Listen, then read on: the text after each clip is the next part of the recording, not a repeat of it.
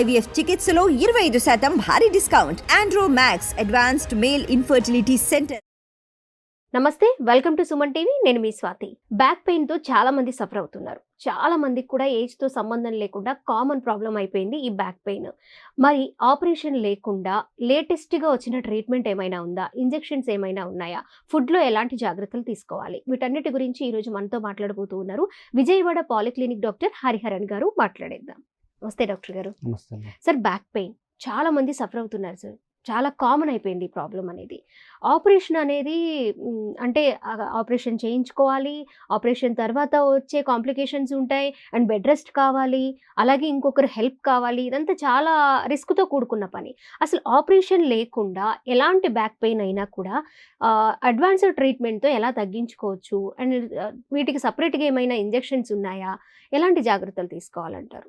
ఇప్పుడు మారుతున్న life style పరంగా ఒబిసిటీ వల్ల కానీ, డయాబెటీస్ వల్ల కానీ, పోస్ట్ మెనోపాజల్ ప్రాబ్లమ్స్ వల్ల కానీ బ్యాక్ పెయిన్ అనేది సర్వసాధారణం అయిపోయింది. మెయిన్ థింగ్ పోస్చర్ కూడా చాలా ఇంపార్టెంట్. కూర్చునే విధానం, కూర్చునే కుర్చీ, బాడీ వెయిట్ బట్టి బ్యాక్ పెయిన్స్ అనేది సర్వసాధారణం అయిపోయింది.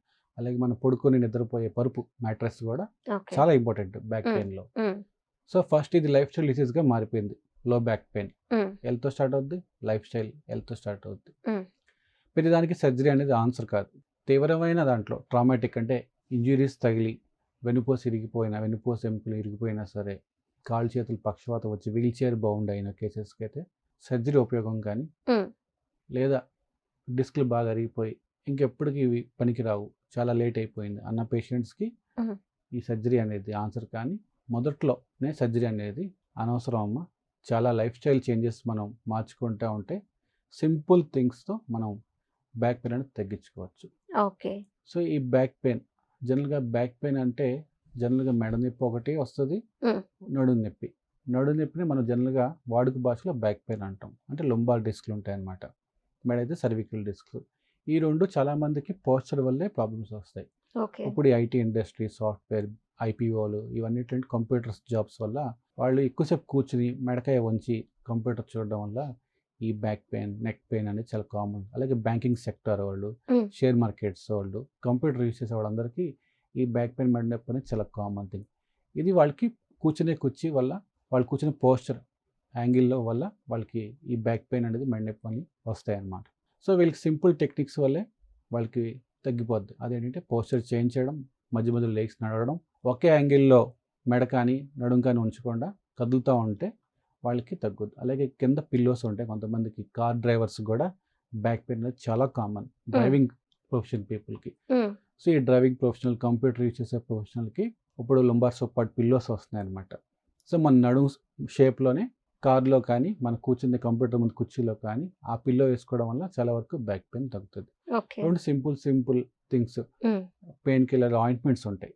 నొప్పి ట్యాబ్లెట్స్ కాదు. నొప్పి ట్యాబ్లెట్స్ వల్ల గ్యాస్ట్రిక్ అల్సర్స్ ఫార్మ్ అవుద్ది, దానివల్ల బ్లీడ్ అవుద్ది, కిడ్నీ పాడైపోద్ది, ఎక్కువ కిడ్నీ ఇంజరీ అంటారు. సో నొప్పి ట్యాబ్లెట్లు బయట దొరుకుతున్నాయి కాబట్టి నొప్పి తగ్గిపోవాలని చెప్పి మెడ నొప్పికి, నడు నొప్పికి నొప్పి ట్యాబ్లెట్లు వేసుకుంటూ వెళ్తే చివరికి కిడ్నీలు పాడైపోయి పేగిపోతూ వచ్చి బ్లీడింగ్ అవుద్ది.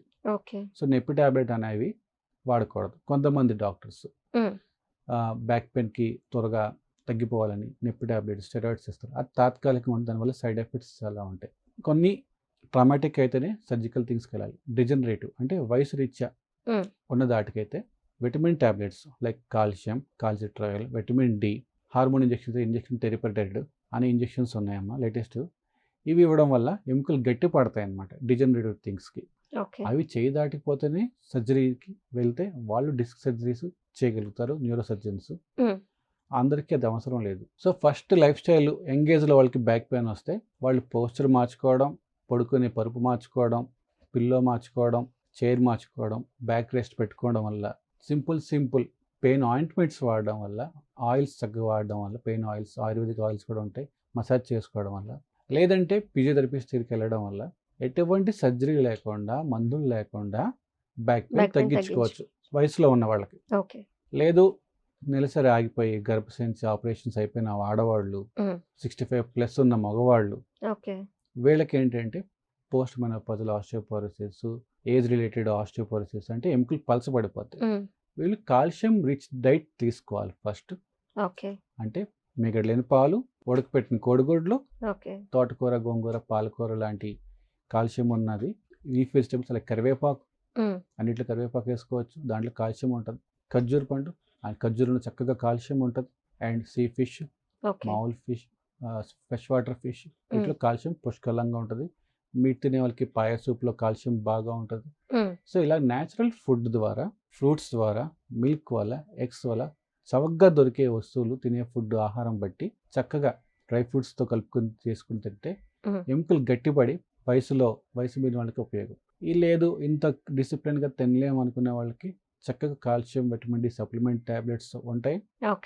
అలాంటివి వేసుకోవడం వల్ల, అలాగే మోకాళ్ళు గుజ్జు పెరిగే మందులు ఉంటాయి, అలాంటివి కూడా డిస్క్ పెయిన్స్కి, లోవర్ బ్యాక్ పెయిన్స్కి ఈ గుజ్జు మందులు కూడా చక్కగా వాడుకోవచ్చు.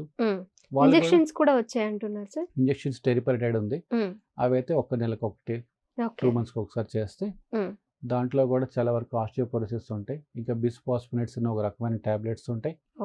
ఇలా multiple types of side effects లేని ట్యాబ్లెట్స్, సైడ్ ఎఫెక్ట్స్ లేని ఇంజెక్షన్స్ ఉండడం వల్ల ఎముకలు గట్టిపడి పలచబడకుండా ఉంటాయి. ఇవన్నీ వయసు మీరిన ఆడవాళ్ళకి, మగవాళ్ళకి మాత్రమే వాడాలి. యంగేజ్ గ్రూప్ వాళ్ళకి ఇవేమీ అక్కర్లేదు. Simple diet and life style, posture change వల్ల వాళ్ళు బ్యాక్ పెయిన్ అనేది తగ్గించుకోవచ్చు. ఎలాంటి మెడిసిన్ అవసరం లేదు. లైఫ్ స్టైల్, ఫుడ్, ఎక్సర్సైజ్ ద్వారా తగ్గించుకోవచ్చు. అధిక బరువు ఉన్న వాళ్ళకి కూడా బ్యాక్ పెయిన్ వస్తుందా, పొట్ట అధికంగా ఉన్న వాళ్ళకి బ్యాక్ పెయిన్ చాలా కామన్. సో ఒబిసిటీ తగ్గిన వాళ్ళకి కూడా బ్యాక్ పెయిన్ అనేది న్యాచురల్గా తగ్గిపోద్ది, ఎటువంటి మెడికేషన్ లేకుండా. సో ఇమీడియట్గా నిప్పి టాబ్లెట్స్, స్టెరాయిడ్ టాబ్లెట్స్ వాడకుండా, సైడ్ ఎఫెక్ట్ లేకుండా న్యాచురల్ తగ్గించుకుంటేనే మంచిదమ్మా. ఓకే డాక్టర్ గారు, నిజంగా బ్యాక్ పెయిన్ గురించి చాలా చక్కగా చెప్పారు. చాలామంది భయపడిపోతారు. మీరు అన్నట్లు బయట దొరికే టాబ్లెట్స్ వాడుకోవడము, అలాగే ఒకే చోట కూర్చొని ఉండడము, ఇలాంటివి వర్క్ చేస్తూ కూడా బ్యాక్ పెయిన్తో చాలామంది సఫర్ అవుతూ ఉంటారు. ఫుడ్ ద్వారా, కొన్ని మెడిసిన్స్ ద్వారా, ఇంజెక్షన్స్ ద్వారా, సర్జరీ లేకుండా వయసు పైబడిన వాళ్ళు కూడా ఈ బ్యాక్ పెయిన్ తగ్గించుకోవచ్చు అనేది ఒక గుడ్ న్యూస్ అనే చెప్పాలి సార్. ఇది వాళ్ళకు ఒక ధైర్యం అనే చెప్పాలి. చాలామంది బ్యాక్ పెయిన్ అనగానే ముందు ఆ పెయిన్ తట్టుకోలేక సర్జరీకి వెళ్ళిపోతూ ఉంటారు. ఆ తర్వాత రకరకాల కాంప్లికేషన్స్ వస్తూ ఉంటాయి. అవి ఫేస్ చేయలేక మళ్ళీ సఫర్ అవుతూ ఉంటారు. అలాంటివి ఏమీ లేకుండా జస్ట్ టాబ్లెట్స్ అండ్ ఇంజెక్షన్స్, అలాగే కొద్దిగా మనం మార్చుకోవాల్సిన ఆహారపు అలవాట్లు, వీటి ద్వారా కంప్లీట్గా ఏజ్ పైబడిన వాళ్ళలో కూడా మనం బ్యాక్ పెయిన్ తగ్గించుకోవచ్చు. Thank you so much doctor గారు. నమస్తే.